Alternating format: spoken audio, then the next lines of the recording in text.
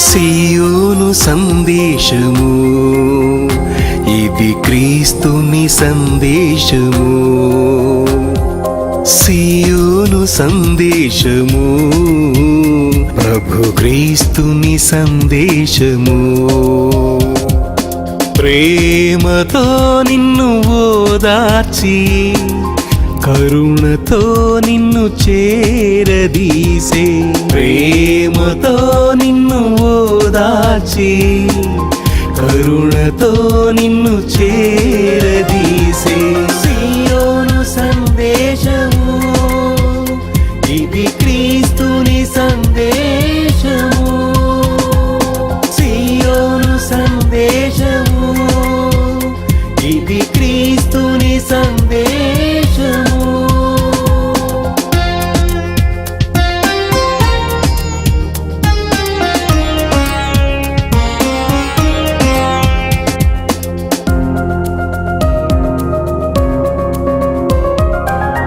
వ్యాధి బాధలు ఎన్ని ఉన్నా బలపరచు సందేశము. పాపివైనా నీ కొరకు ఇది రక్షణ సందేశము. ఇది సియోను సందేశము, ఇది క్రీస్తుని సందేశము. ఇది సియోను సందేశము, ప్రభు క్రీస్తుని సందేశము.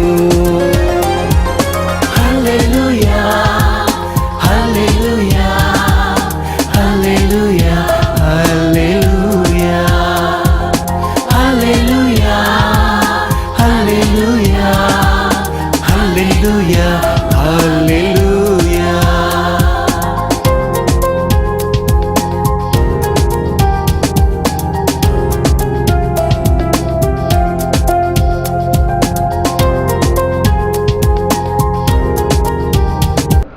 క్రీస్తునామమున చిన్న మీకందరికీ పరిశుద్ధుడు, పవిత్రుడు, పరమందు ఇహమందు సర్వాధికారం కలిగిన యేసునామమున శుభములు. ప్రత్యేకంగా నంబర్ 1 న్యూస్ ఛానల్లో ఈ కార్యక్రమమును వీక్షిస్తున్న మీ అందరిని బట్టి ప్రభువుకు వందనాలు చెల్లిస్తూ ఉంటున్నాను. ఈ దినము పరిశుద్ధుడైన దేవుడు, హృదయ వాంఛలను తీర్చే దేవుడు, ప్రార్థనకు ఫలితం ఇచ్చే దేవుడు, ఈ దినం నీవు అడిగే వాటిని దయచేయగలిగిన సమర్థుడు. ఈ దినం నీతో కొన్ని విషయాలు ఆ పరిశుద్ధ దేవుడు తెలియచేయాలని కేవలం నన్ను తన స్వరాన్ని మట్టుకే ప్రభు వాడుకుంటా ఉన్నాడు. కానీ నా నోట నుంచి వచ్చే వాక్కులు పరిశుద్ధమైన దేవుని యొక్క వాక్కులు అన్న విషయాన్ని నేను జ్ఞాపకం చేస్తూ ఉంటున్నాను. ఈ దినం ప్రత్యేకంగా చాలామంది నాతో అంటూ ఉంటాడు, మా ప్రార్థన దేవుడు వింటాడా, నా ప్రార్థన దేవుడు వింటాడా. ప్రార్థన వినే దేవుడు ఉంటే ఎందుకు నాకు జవాబు దొరకటం లేదు? ప్రార్థన వినే దేవుడు ఉంటే ఎందుకు నన్ను ఇంతకాలం ఈ యొక్క అనారోగ్యంతో నేను బాధపడవలసి వస్తుంది? ఎందుకు మాకే ఈ ఆర్థిక సమస్యలు వచ్చాయి? ఎందుకు ఈ మనస్పర్ధలు మాకు కలిగాయి? ఎందుకు ఎందుకు ఎందుకు అనే ప్రశ్నలు వేస్తున్నవారు చాలామంది ఉంటా ఉన్నారు. దేవుడనే వాడుంటే ప్రార్థన వింటాడు, జవాబిస్తాడు కదా అని ప్రశ్నలు వేసేవారు సంఘాలలో కూడా చాలామంది ఉంటా ఉన్నారు. ఈ ఉదయకాలం పరిశుద్ధుడైన దేవుడు ప్రార్థన వింటాడు, నీ ప్రార్థన కూడా వింటాడు అని నేను రుజువు చేయాలని పరిశుద్ధుడైన దేవుడు మీకు రుజువు చేసి మిమ్మల్ని బలపరచాలని ఎదురు చూస్తూ ఉంటా ఉన్నాడు. అపోస్తుల కార్యములు 4వ అధ్యాయంలో ఇంతకుముందు 1వ అధ్యాయం, 2వ అధ్యాయం, 3వ అధ్యాయంలో కొన్ని ప్రాముఖ్యమైన విషయాలు మనం చూస్తూ వచ్చాం. 3వ అధ్యాయము ఆఖరిలో పేతురు బోధ చేసినప్పుడు 4వ అధ్యాయం మొదటి భాగంలో వారు ఎప్పుడైతే ఆ వాక్యాన్ని విన్నారో, వారు వాక్యములో వినిన వారు అనేకులు నమ్మిరి. వారిలో పురుషుల సంఖ్య ఇంచుమించు 5,000 అని రాయబడి ఉంటా ఉంది. వాక్యమునందు విశ్వాసం ఉంచిన వారు అనేకులు నమ్మిరి అని వాక్యం తెలియచేస్తూ ఉంటుంది. ప్రియ ప్రేక్షకులు, ఈ దినము వాక్యమందు నీవు నమ్మకం ఉంచుతున్నావు అంటే పరిశుద్ధుడైన దేవుని యందు మీరు ఎలా చెప్పగలరు? పరిశుద్ధుడైన దేవుని యందు నీవు విశ్వాసం ఉంచుతున్నట్టే. మీరు ఎలా చెప్పగలుగుతారు అని అంటే అది బైబిల్ గ్రంథం తెలియచేస్తూ ఉంది. ఆది యందు దేవుడు మాటలాడాడు. ఆయన నోరు విప్పితే నక్షత్రాలు కలిగినాయి, నోరు విప్పితే సూర్య చంద్రులు కలిగాయి. ఆయన మాట పలుకుతే జలరాశులు వచ్చేసాయి, పక్షులు వచ్చాయి, జంతువులు వచ్చాయి. ఆయన మాటలాడితే సమస్తము వచ్చినట్లు వాక్యములో మనం చూస్తూ ఉంటున్నాం. అదే వాక్యము, ఆది యందు మాట్లాడిన వాక్యము యోహాను భక్తుడు అంటాడు, ఆ వాక్యము దేవుని యొద్ద ఉండింది, వాక్యము దేవుడై ఉండెను అన్న మాట మనం చూస్తున్నాం. అదే యోహాను భక్తుడు యోహాను సువార్త 1వ అధ్యాయంలో కాలము పరిపూర్ణమైనప్పుడు, ఆ గలతీ పత్రిక 4వ అధ్యాయంలో కాలము పరిపూర్ణమైనప్పుడు దేవుడు తన కుమారుని పంపాడు. అదే యోహాను సువార్త 1వ అధ్యాయం 14వ వచనములో ఆ వాక్యము శరీరధారి అయి మన మధ్య వచ్చి నివసించెను అన్న విషయాన్ని కూడా జ్ఞాపకం చేయబడతా ఉంటున్నాం. ప్రియ ప్రేక్షకులు, ఈ వాక్యము ఈ ఉదయకాలం నీ దగ్గరికి వచ్చిన ఈ వాక్యమందు నీవు విశ్వాసం ఉంచుతున్నావంటే వాక్యమునకు ఆధారమైన వాక్యమైన దేవుని దగ్గరికే నువ్వు వస్తా ఉన్నావు. ఈ వాక్యము నీ హృదయంలోనికి వెళ్తే పరిశుద్ధుడైన దేవుడు నీ హృదయంలోనికి వెళ్తాడు. ఎప్పుడైతే పరిశుద్ధుడైన దేవుడు నీ హృదయంలోనికి వెళ్తాడో నీకు ఏ అవసరతలు ఉన్నాయో వాటిని ఆయన తీర్చగలిగిన శక్తిమంతుడు. కీర్తనకారుడు అంటాడు మొదటి కీర్తనలో, ధర్మశాస్త్రమును దివారాత్రులు ధ్యానించువాడు వాడు నీటి యోరను నాటబడిన ఫలమిచ్చు చెట్టు వలె వాడు ఉంటాడు అంట. ఏంటి? వాక్యాన్ని ఎవడైతే ధ్యానిస్తాడో అన్నీ చదువుతాం, అన్నీ చూస్తాం, కానీ ఒక 10 నిమిషాలు 20 నిమిషాలు దినములో దేవుని వాక్యాన్ని నీవు నేను చూస్తూ ఉన్నామా? అనేక హృదయాలను ప్రభావితము చేసిన వాక్యంగా ఉంటా ఉన్నది. ఈ మధ్యనే మన భారతదేశానికి మరి యొక్క ప్రెసిడెంట్గా ఉంటున్న ఆ యొక్క అబ్దుల్ కలాం గారు చనిపోయినప్పుడు ఆయన అంతిమ యాత్రలో అనేక విషయాలు చూపిస్తూ వచ్చారు. ఆ సమయంలో ఒక వ్యక్తి మాట్లాడుతూ ఎల్లప్పుడూ ఆ యొక్క జనవరి 26వ తారీఖున ఈ యొక్క అబాయిడ్ విత్ మీ అనే ఆ మాటలన్నీ ఆయన ఎప్పుడూ ఆ పాట మీద ఆ పాటను పాడించుకునేవాడు అని ఆ వాక్కులు ఆనాడు వార్తల్లో వెలువడ్డాయి. ప్రియ ప్రేక్షకులు, ఈ పరిశుద్ధ గ్రంథం క్రైస్తవుల కొరకు ఉంచబడిన గ్రంథం అని అనుకుంటా ఉంటే మనం పొరపడతా ఉంటున్నాం. ఈ గ్రంథము అందరి కొరకు పరిశుద్ధుడైన దేవుడు ఏర్పాటు చేశాడు. ఎవరి అవసరతలకు కావలసిన ధైర్యాన్ని దయచేయడానికి ఈ గ్రంథం లిఖితము చేయబడింది. పరిశుద్ధ గ్రంథము అన్నాడు, దైవ గ్రంథము అన్నాడు, ఆశీర్వచనములతో కూడిన గ్రంథము అని కూడా దాంట్లో లిఖితము చేయబడి ఉంటా ఉన్నది. ఒక మంచి స్నేహితుడు నాకు ఉంటున్నాడు, ఢిల్లీలో ఉంటాడు, రాజ్ కుమార్ రామచంద్రన్ గారు అని చెప్పి. ఆయన ఒకనాడు ఈ పరిశుద్ధ గ్రంథాన్నే ఆయన హేళన చేశాడు, ఈ పరిశుద్ధ గ్రంథాన్నే ధిక్కరించాడు. ఈ పరిశుద్ధ గ్రంథంలో ఉండేవి సత్యమైనవి కాదు అని రుజువు చేయడానికి ఎప్పుడైతే ఆ గ్రంథాన్ని ఆయన పఠిస్తూ వచ్చాడో, ఎప్పుడైతే యోహాను సువార్త 1వ అధ్యాయానికి వచ్చాడో, వాక్యము శరీరధారిగా వచ్చి ఆ వాక్యము మానవునికి ఏం చేసిందన్న విషయం అతడు ఎప్పుడైతే చదివాడో తనలో స్పందన కలిగింది, వాక్యం పట్ల ధ్యాస కలిగింది.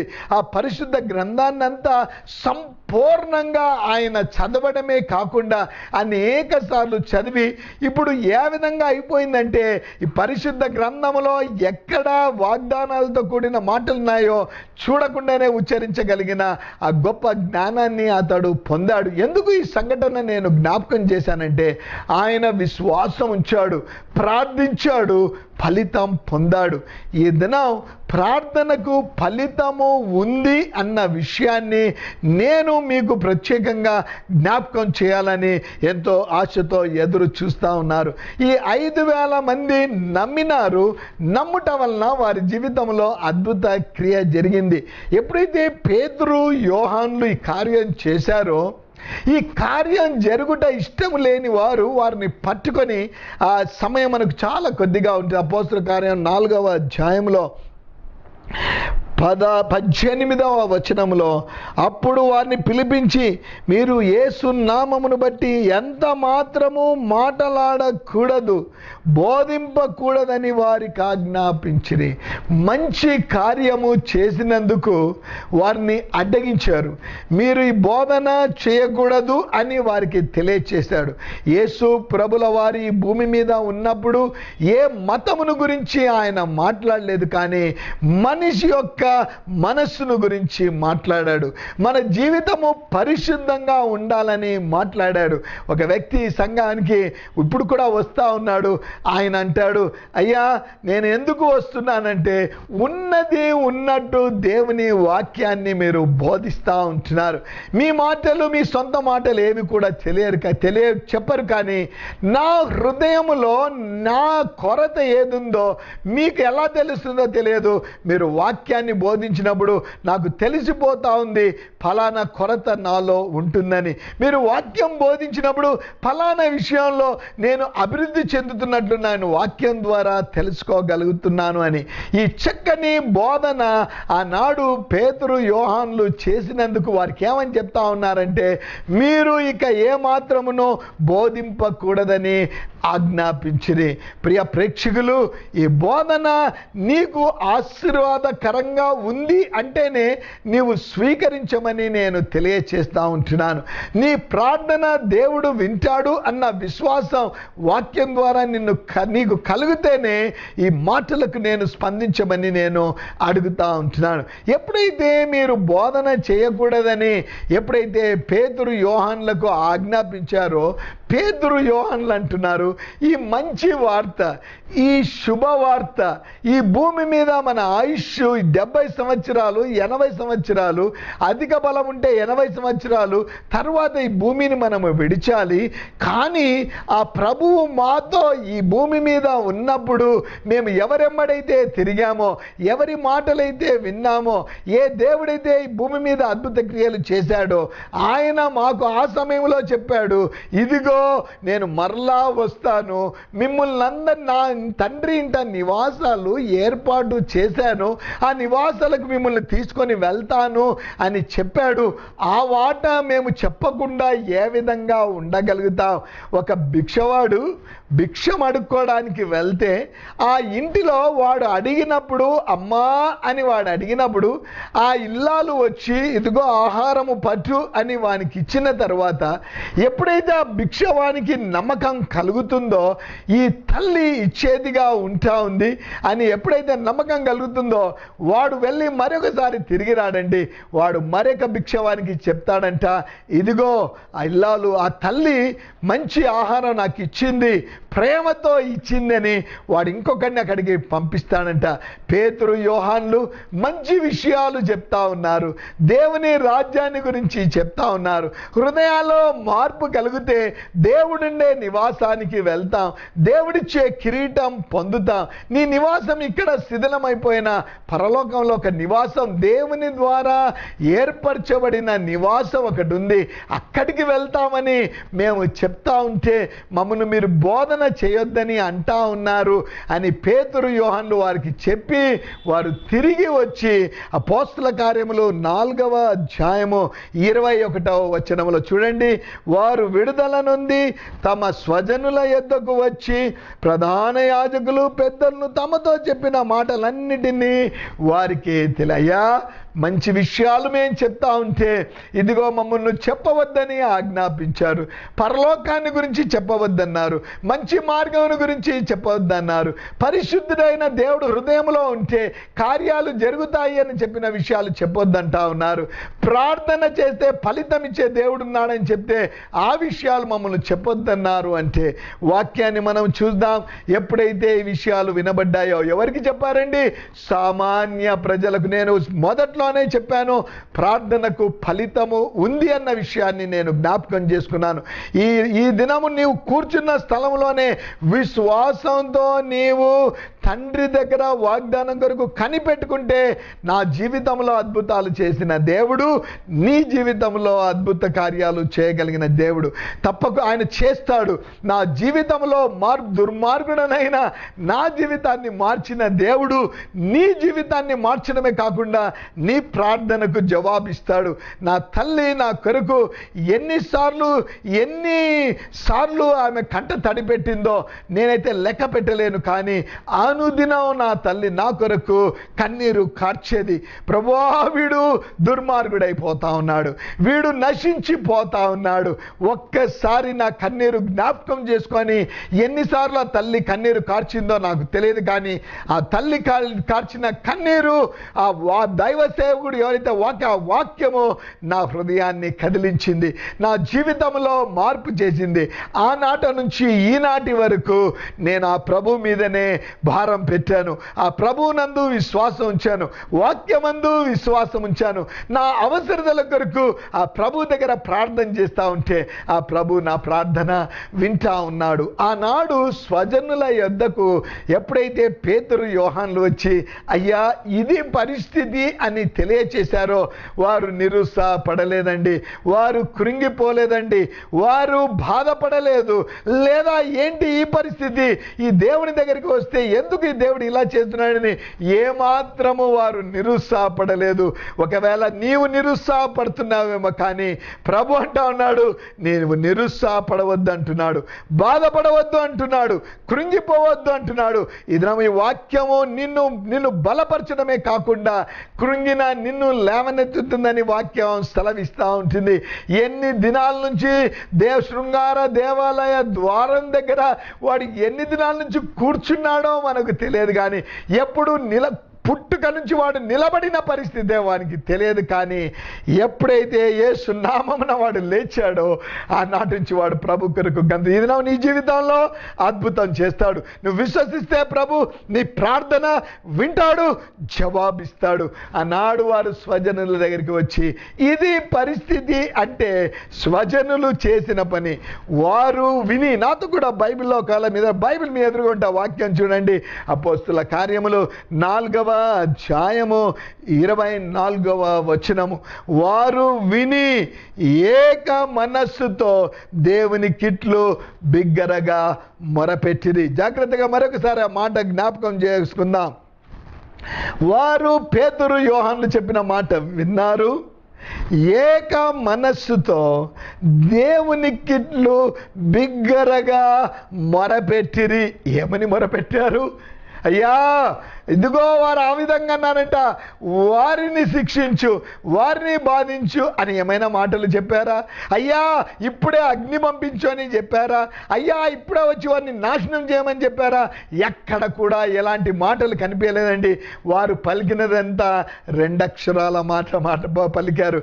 ఏమంటా ఉన్నారు? 24వ వచనములో నాదా అన్నారు. వారు నాదా లార్డ్ అని వారు పిలిచినట్లు వాక్యములో మనం చూస్తున్నాం. ప్రియ ప్రేక్షకులు, ఎన్నిసార్లు ప్రభు కొరకు కేక వేస్తున్నాం? ఉదయమున కేక వేస్తున్నావా నాదా అని? సమయం ఉన్నప్పుడు నీ భోజనం తినే సమయంలో నాదా ఆహారం ఇచ్చావని కేక వేస్తున్నావా? సాయంకాలం ఇంటికి తిరిగి వచ్చిన తర్వాత నాదా చక్కగా క్షేమంగా ఇంటికి తెచ్చావని, నాదా నా అవసరత ఇది ఉంటుంది తీర్చు అని కేక వేసిన వ్యక్తిగా ఈ ఉదయకాలం ఈ కార్యక్రమం నువ్వు చూస్తున్నావా?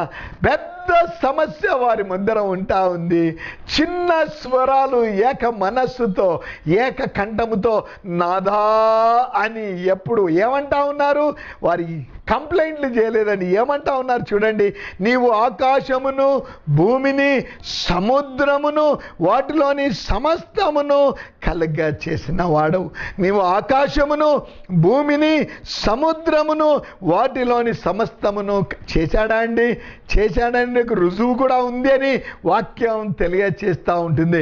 కీర్తనకారుడు అంటాడు, కొండల తట్టు నా కన్నులెత్తుచున్నాను, నాకు సహాయము ఎక్కడ నుండి? యాత్ర చేస్తూ ఎక్కడ నుంచి సహాయం వస్తుందని కీర్తనకారుడే అంటాడు.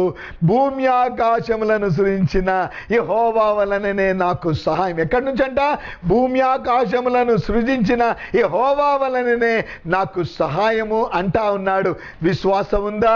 భూమి ఆకాశములను సృజించిన దేవుడు, మాట ద్వారా సమస్తమును చేసిన దేవుడు, నిన్ను నన్ను తన స్వరూపంలో చేసి నీకు నాకు జీవాత్మను ఇచ్చిన దేవుడు, మనము ఆయనకు దూరంగా వెళ్ళిపోతే మన కొరకు కుమారుని పంపించి కుమారుని ఆ కొయ్య మీద వ్రేలాడదీసి ఆయన శరీరాన్ని రక్తాన్ని మన కొరకు దారం పోసిన, ఆయనను త్యాగం చేసిన దేవుడు ఈ దినము నీవు నేను ఆయన వైపు చూస్తే వినడంటారా? ఎప్పుడైతే వారు నాదా అని మొరపెట్టారో, ఎప్పుడైతే నీవు ఆకాశమును భూమిని సముద్రమును వాటిలో ఉన్న వాటిని చేసిన దేవుడవని ఎప్పుడైతే ఆ ప్రభువునందు వారు ఆ ప్రభువునకు తెలియచేశారో అంటా ఉన్నారు, అయ్యా ఈ సమయంలో చక్కని మాట అక్కడ ఉంటా ఉన్నాయి. ప్రభువా, ఈ సమయమందు వారి బెదిరింపులు చూచి, ఇంకో మాట చూడండి, రోగులను స్వస్థపరచుటకు నీ పరిశుద్ధ సేవకుడైన యేసు నామము ద్వారా సూచక క్రియలను మహత్కార్యములను చేయుటకు నీ చెయ్యి చాపి ఉండగా. ప్రియ ప్రేక్షకులు, నా ద్వారా అద్భుత క్రియలు జరగవండోయ్, నా ద్వారా మహత్కార్యాలు జరగవు, ఎవరి ద్వారా జరగవు, కానీ దేవుని హస్తము ద్వారా అద్భుత క్రియలు జరగగలుగుతాయి.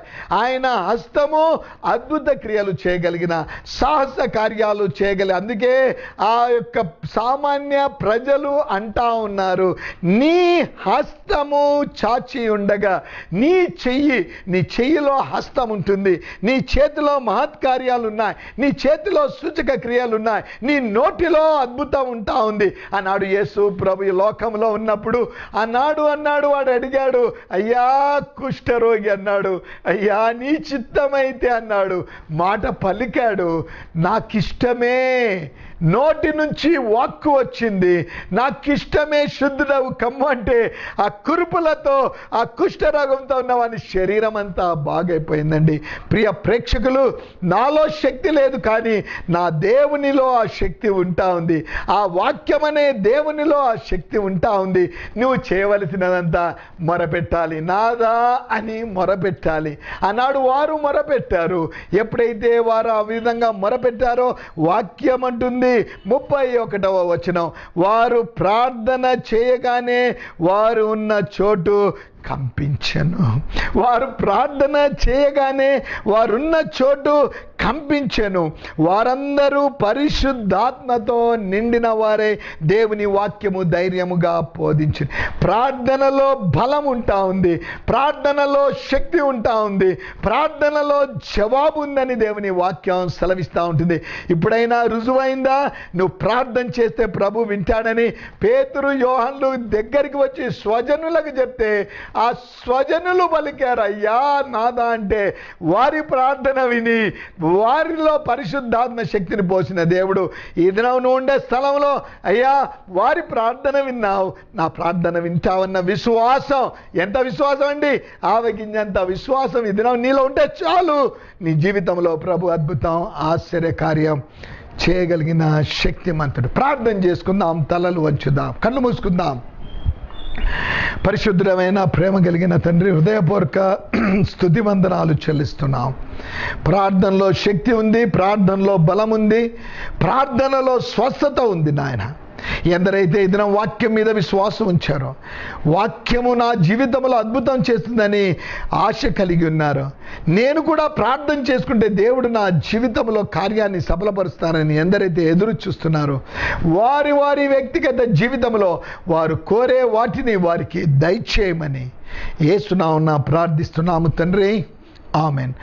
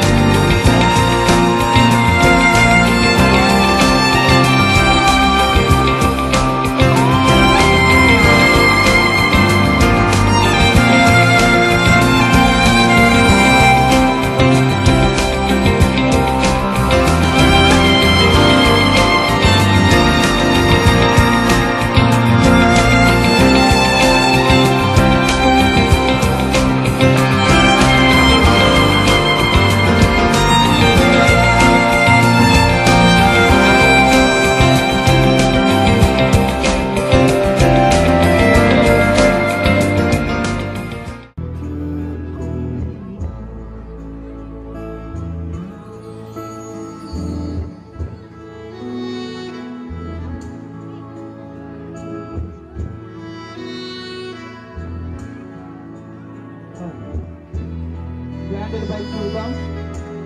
వెలుగైన దేవుని జీవితాలు వెలిగినింపాలి అంటే ప్రియ ప్రేక్షకులు, ఈ సందేశం ద్వారా నీవు నీ కుటుంబము బలపరచబడితే, మీకేమైనా ప్రత్యేక అవసరతలుంటే, ఏం ప్రార్థన చేయాలని మీరు ఆశ కలిగి ఉంటే, ఈ స్క్రీన్ మీద కనిపిస్తున్న నంబర్స్కు ఒకవేళ మీరు ఫోన్ చేస్తే లేదా కాల్ చేస్తే తప్పకుండా మీ కొరకు మేము ఉన్నాము, మీ కొరకు మేము ప్రార్థన చేస్తామని తెలియజేస్తాము. పరిశుద్ధుడు, పవిత్రుడు, పరమందు ఇహమందు సర్వాధికారం కలిగిన లోక రక్షకుడైన యేసు క్రీస్తు ప్రభు మిమ్మల్ని ఆశీర్వదించి దీవించునుగాక.